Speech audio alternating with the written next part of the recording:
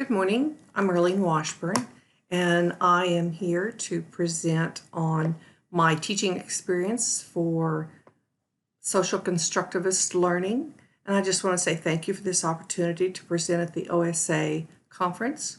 So we will get started. I'd like to share with you my experiences about getting my students engaged in my entrepreneurial students class with experiential learning.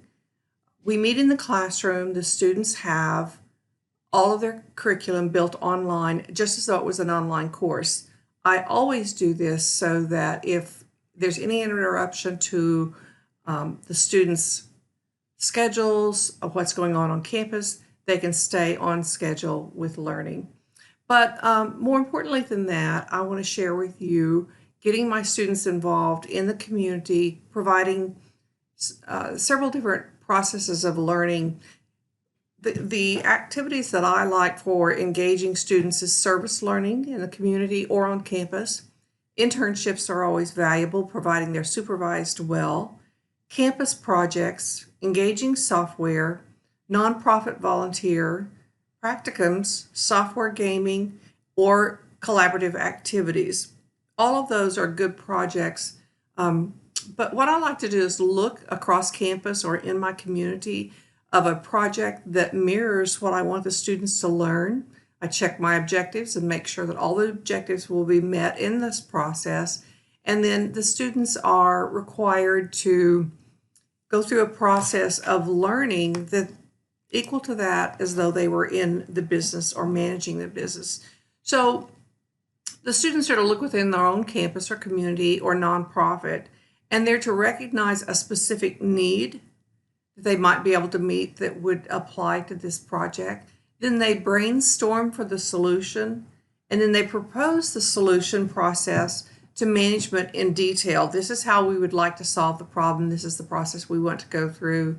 This is what we feel like will answer the needs of whatever this project is. And then they're going to implement those suggested solutions.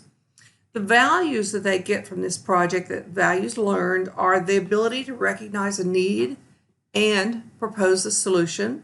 They certainly apply critical thinking in that process. They brainstorm as colleagues and with team members.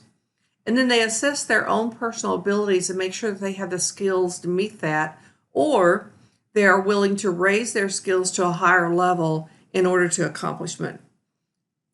They work collaboratively together as teams, and they adjust the process as needed. So if they run into kinks along the way or the process changes, lots of variables happen in those processes, and that's one of the real valuable learning is that students learn how to adjust, provide new solutions to whatever that adjustment might require, and then move forward. So they carry the project all the way from the beginning to completion. And sometimes that's a real task in a 16-week course, and often the same solutions also offered in an 8-week course. So much is required of them, and they are always very concerned at first. This is a different type of learning, something they don't typically see. So their thinking is more formatted from past experiences, and they struggle with seeing how this is going to play out through the process. But they always engage with enthusiasm, and then at the end, they take great pride in their accomplishments.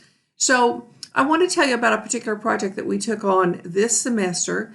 I've visited with several different people about projects that were needed on campus and things that we might be able to help with, provide manpower for projects within our own university. So it was recommended 2 different things, and we selected the one we felt like we would most be able to perform, and that was to renovate the Student Recreation Center. The center is not frequented as much as it should be. It's in a valuable location, nice room, lots of room, should be able to provide a great service to commuting students. However, it's just not used. Many students don't even know that it's there. So we took on the responsibility of renovating it. We even selected an advisory board just as though you might do if you were in a real business, an entrepreneur in a business, seeking to make sure that you're providing the latest and the greatest details of what needs to be done. So students went through that process, took on the task. We created a survey, sent it across campus to all students, received a reply of about 220, which is a very good rate of return, indicating to us that this is most likely a passionate, a passionate project that a lot of students would like to see completed. So we took their suggestions in addition to things that we saw that needed to be done to make this a more inviting and attractive facility. Our budget was next to nothing compared to what we had to do. We were given a $1,500 budget with the hopes that there might be more money from other organizations across campus or the foundation or other locations. So much was donated, which really helped, and we actually came in under budget. Under budget indicating that we would like to have done a whole lot more, but we're very concerned about going over budget, so we stayed very conservative. The things that we did for the rec center was, as we moved through the process, of course, it continually juxtaposed and changed constantly, and we had to constantly readjust, which was a lot of critical thinking to determine how we could be most effective. So we decided to divide it up into two phases. Part of our delaying the process was more because of getting approval from administration, being able to meet with them, being able to get their undivided attention for approval for what we needed to do. So that delayed it as much as anything else, in addition to trying to stay within budget and obtain things like gaming, baseball gaming simulators. Students wanted poker games, they wanted bingo games, all kinds of gaming. We added karaoke. We're going to hire a student worker in the next semester to establish a schedule of a lot of the activities that will be ongoing. And that student worker will also send out reminders to all students across campus. So it's actively managed for the purpose of really gaining a lot of traffic there. We're going to add Zumba, dance lessons, yoga, all kinds of, there's a student that volunteered to teach craft classes, and that's drawing a lot of great attention.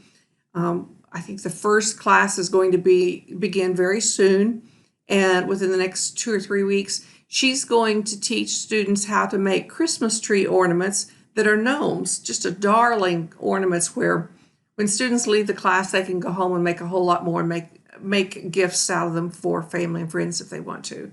So, but most of all, I want you to know and understand that the students applied critical business skills. They they actually experienced real life business experiences before they were actually in the workforce, but this process lent to their professional careers that they will have someday. Currently, many students come into the professional arena scared, insecure, and afraid of the responsibility, very unsure of what to do. And this is something that our advisory board has indicated they would really like to see students comfortable when first day hires, first week hires, when they come into the businesses, being comfortable and self-assured that they know what to do. They needed experiential learning in conjunction with the weekly assignments from the curriculum to build that self-confidence. So, but I think you'll see at the end of this project, students did gain a greater sense of self-confidence, and they became more workforce ready after the experiential learning. So this whole process is a part of my favorite philosophy of teaching, and that's social constructivism. Social constructivism emphasizes the collaborative nature of learning with social interactions among students. The learning is guided by the faculty in order to stay on track for what the intended purpose of the learning is. This philosophy was developed by post-revolutionary Soviet psychologist Lev Vygotsky. And I've used it time and time again, and I love it because the students learn from each other. They learn from the voice of their peers, and that language is also often quite different from what would come from a faculty member. So they're more receiving, more open-minded to it, and again, take great pride in it. So research indicates that students learn better and produce better grades when they're fully engaged in active learning. They look forward to class, they communicate stronger and better, and they're more inclined to ask for help when they need it. You can see why I'm passionate about this learning process. So again, the students volunteered to assume the responsibilities of what they felt like they were most suited to be able to do. This work was guided by the Vice President of Student Services and the President of the University. Actually, these two positions, the President and the Vice President of Student Services, were very passionate about having this done. They approached other organizations on campus about doing it, but nobody stepped forward to take on the responsibility. It did appear to be a very massive project and something that most students would be afraid of, or let me say reluctant to, not having that experience. So the Student Recreation Center was in great need of the remodeling and upgraded, and in order to accommodate students, we actually added a 52-inch TV with the possibility of even having a 60-inch TV donated. So the room is not exactly oblong or square. The walls are angled at many different angles, and so each wall may end up with a TV. Right now we have 3 TVs that are not smart TVs, one that is. They'll be streaming ball games, karaoke, gaming, all kinds of things on these TVs. The ones that are not smart TVs do not have to be in order to stream the games such as the baseball simulation and golfing and so many other different things that students are looking forward to doing. So again, I want to reiterate the process that we went through. The students brainstormed innovative concepts, identifying generational changes that they felt like would be needed. And we also named an advisory board that was another class. We looked at the situation for using an advisory board, which was a great asset to the whole process because it gives us another angle and views of opinions and suggestions. So what we did was we were concerned about all of the students being able to meet at a specific time and on a regular basis, and felt like that would probably really slow us down and be almost impossible. So we named another class that I teach as an advisory board and let them give us suggestions. That way, I have their captive audience 2 times a week. They feel very important to be asked to share their opinions. And so it worked out really well to do that. The entrepreneurship and principles of management skills were applied. The things that they were learning in the class as they went through this course were actually being applied in this project. A student advisory board, as I indicated several times earlier, was named. A chair of the project was named to oversee and make sure that everybody stayed on schedule, on track for what needed to be done, to suggest changes as needed, and open it up to the students' opinions for what those changes might be. Positions of what needed to be done were named, and the duties were assigned. We wrote a business plan. A survey collected the data indicating what students across campus might want. And again, we were very pleased with the results of that survey. A business plan, as I indicated, was prepared so that we had a process of knowing what we were going to go through and what to expect and what our goals were at the end of the project. Weekly progress reports were communicated during class time, and a critical part of this process was to keep the president and the vice president of student services informed of what was going on and what the progress was and what we planned. Much of what we needed to do in terms of having equipment, furniture moved, TVs moved and rehung, and a lot of what needed to be done had to have their authority on it. They had to be the ones to request it because we didn't have the proper authority to get that done. So there was very close communications. Alternative solutions were chosen through critical thinking. Substitutes were funded, or timing was not possible, so we'd have to critically think and move forward in another manner. Problem solving was the most active principle of management and entrepreneurship process applied in this whole project. And of course, we want students to be able to problem solve and critically think comfortably. Expenses were required to be approved through a process before creating the cost. Of course, that's obviously with a state organization. A grand opening was scheduled and marketing of the event began.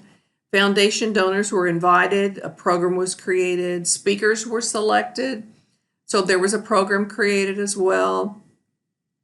Students learned by applying their skills while actually experiencing the critical thinking need for thorough communications and the benefit of entrepreneurship skills.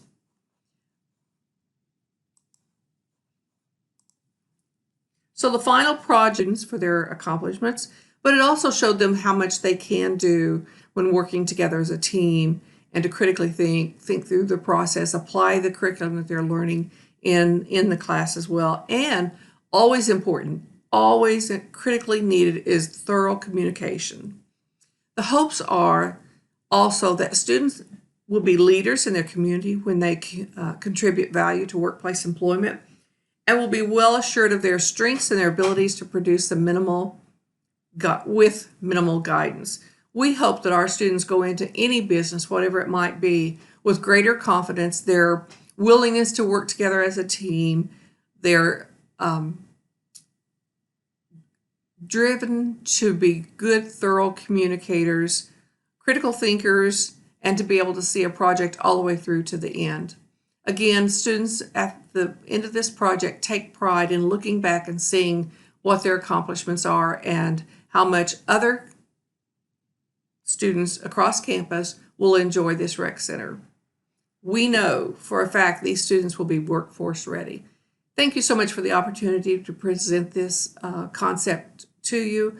I apologize that I'm not live via Zoom to answer questions, but I hope that you enjoyed the presentation. And also, I will be available if you have any questions you'd like to talk about this further. You can reach me at 918-694, I'm sorry, let me correct that, 918-343-7734.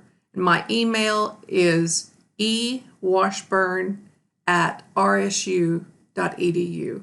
Have a great conference.